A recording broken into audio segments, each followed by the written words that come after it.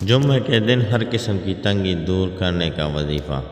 ناظرین، حدیث شریف میں ہے اللہ پاک جمعہ کے روز کسی مسلمان کو نہیں چھوڑتا مگر اس کی بخشش کی جاتی ہے۔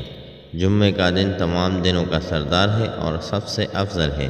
حدیث شریف میں ہے اللہ تعالیٰ کے نزدیک تمام دنوں سے افضل جمعہ کا دن ہے اور اس میں رحمت الہی کی بارش ہوتی ہے اور دوزخ کی آگ کو ٹھنڈا کیا جاتا ہے۔ آج ہم آپ کو جمعہ کے دن کا ایسا آسان وظیفہ بتائیں گے جس کے کرنے سے انشاءاللہ تعالیٰ آپ کی ہر قسم تنگی دور ہو جائے گی، اور رزق کی تنگی ہو یا مال کی تنگی ہو یا روزگار کی تنگی ہو، الغرض کوئی بھی تنگی ہو دور ہو جائے گی۔ یہ عمل آپ نے جمعہ کے دن کرنا ہے اور اس عمل کی اجازت عام ہے۔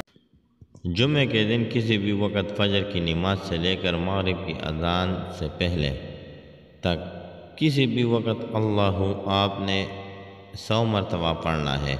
صرف اللہ کی ایک پیتے اٹھتے بیٹھتے فجر کی نماز سے لے کر مغرب کی اذان سے پہلے تک آپ نے کرنی ہے۔